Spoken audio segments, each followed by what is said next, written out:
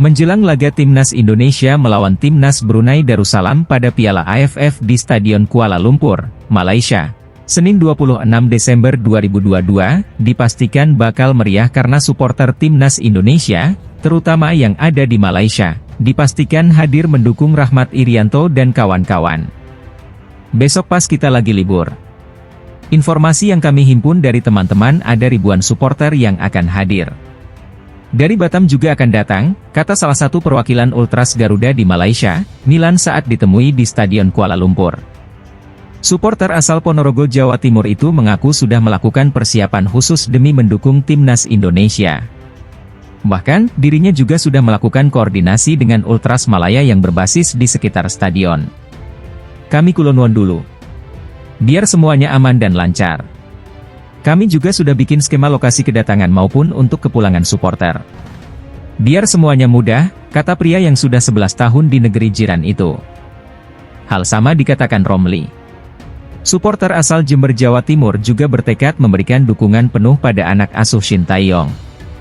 Apalagi peluang untuk meraih kemenangan sangat terbuka.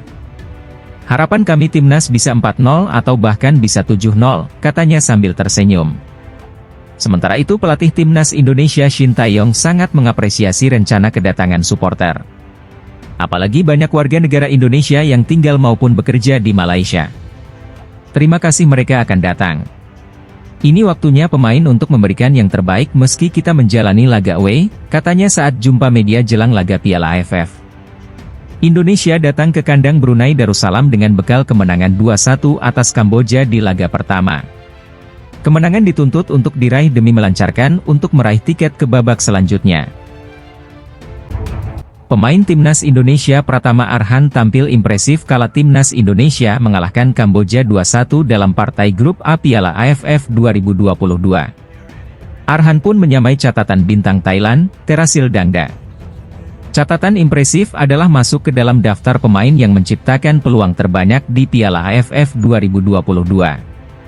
Pada duel yang berlangsung di Stadion Utama Gelora Bung Karno, Senayan, Jumat, 23 Desember 2022, Pratama Arhan tercatat tampil sejak menit awal alias sebagai starter. Namun, sayangnya pemain asal Blora, Jawa Tengah, ini tak bisa tampil penuh. Sebab, pada menit ke-51, ia harus ditarik keluar karena sempat mengalami cedera. Meskipun tak bisa membantu Timnas Indonesia selama 2 kali 45 menit, tetapi kontribusi Arhan sangat impresif. Ia menjadi pemain yang menciptakan peluang terbanyak pada laga ini. Meskipun penampilannya hanya berlangsung selama 51 menit, Pratama Arhan sukses menjadi pemain yang menciptakan peluang terbanyak dibandingkan pemain lain. Dari wilayah operasionalnya di sisi kiri, pemain yang kini merumput di Liga Jepang bersama Tokyo Verdy itu sukses menciptakan 3 peluang alias chances created. Salah satu dari peluang itu juga berhasil dimaksimalkan oleh Egy Maulana Fikri untuk mencetak gol perdana skuad Garuda ketika laga baru bergulir 7 menit. Dalam beberapa momen, Arhan memang sukses mengirimkan umpan-umpan berbahaya. Selain melalui umpan silang, lemparan ke dalamnya yang mampu menjangkau jarak jauh juga jadi ancaman tersendiri. Dengan total 3 chances created tersebut, Pratama Arhan kini merangsek naik ke jajaran atas pencipta peluang terbanyak di Piala AFF 2022. Meskipun demikian, dia masih kalah dari kapten Timnas Thailand, Theerathon Bunmathan, yang bertengger di puncak karena sukses mencetak 9 peluang pada laga kontra Brunei Darussalam. Pelatih Timnas Thailand, Alexander Manopolking menyebut Timnas Indonesia sebagai tim paling ditakuti di grup A Piala AFF 2022. Thailand saat ini memuncaki klasemen grup A dengan 3 poin usai menang 5-0 atas Brunei Darussalam. Gajah Perang tengah bersiap untuk pertandingan kedua melawan Filipina, Senin, 26 Desember 2022.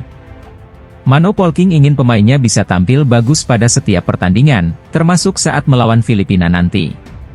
Namun pelatih asal Brasil itu juga sudah mengawasi Indonesia yang baru saja menang 2-1 Kamboja di SUGBK, Jumat, 23 Desember 2022. Indonesia jelas merupakan tim yang paling ditakuti dan berbahaya di grup kami, ujar Mano Polking dikutip dari Siam Sport.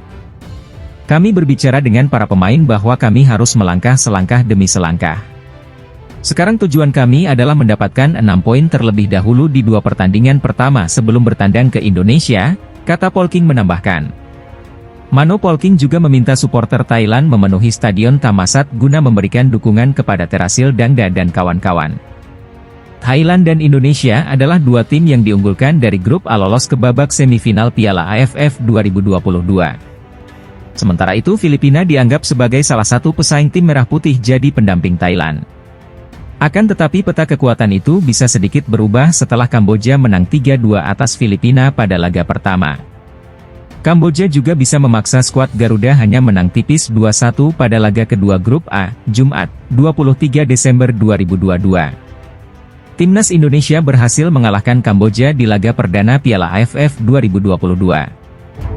Winger Timnas Indonesia, Egy Maulana Fikri mengatakan, dia dan rekan-rekannya di skuad sempat merasa kesal di ruang ganti lantaran menilai performa mereka tidak maksimal kala menundukkan Kamboja 2-1 pada laga grup A Piala AFF 2022, Jumat 23 Desember. Sebenarnya kami senang karena menang. Namun, pertandingan pertama selalu sulit dan banyak peluang yang sia-sia. Itu menjadi evaluasi bagi pemain agar menjadi lebih baik dari sebelumnya, ujar Egy pada konferensi pers usai pertandingan kontra Kamboja di Stadion Utama Gelora Bung Karno, SUGBK, Jakarta. Menurut pesepak bola berusia 22 tahun itu, salah satu peluang emas untuk membuat gol terbang karena dirinya gagal melewati kiper Kamboja Keo Soksela. Situasi tersebut terjadi pada babak pertama. Egy, yang menerima umpan terobosan, mencoba untuk mengelabui Keo dengan sedikit trik. Akan tetapi, pemain yang baru mengakhiri kerjasama dengan klub Slovakia FC Vion Zlate Moravce Vrabel tersebut justru tidak sengaja mengangkat bola ke atas kepalanya sehingga gol tidak terjadi. Awalnya saya mau melakukan satu sentuhan. Namun, saya melihat kiper bergerak ke kanan dan mencoba untuk melewatinya. Sayang sekali bola sangkut sehingga tidak bisa mencetak gol, tutur Egy. Meski demikian, Egy tetap mampu menyumbang 1 gol untuk Indonesia dan gol lain diciptakan Witan Sulaiman. Sementara Kamboja memperkecil kedudukan melalui Saret Kria. Statistik resmi AFF mencatat, Indonesia yang menguasai 54,6% pertandingan dari Kamboja melepaskan 8 tembakan tepat sasaran dan 8 percobaan melenceng. Itu jauh lebih banyak daripada Kamboja yang cuma melepaskan total 3 percobaan, di mana 2 mengarah ke target sementara lainnya tak menemui sasaran. Kemudian, Indonesia memiliki 2 peluang emas 1 lawan 1 dengan kiper.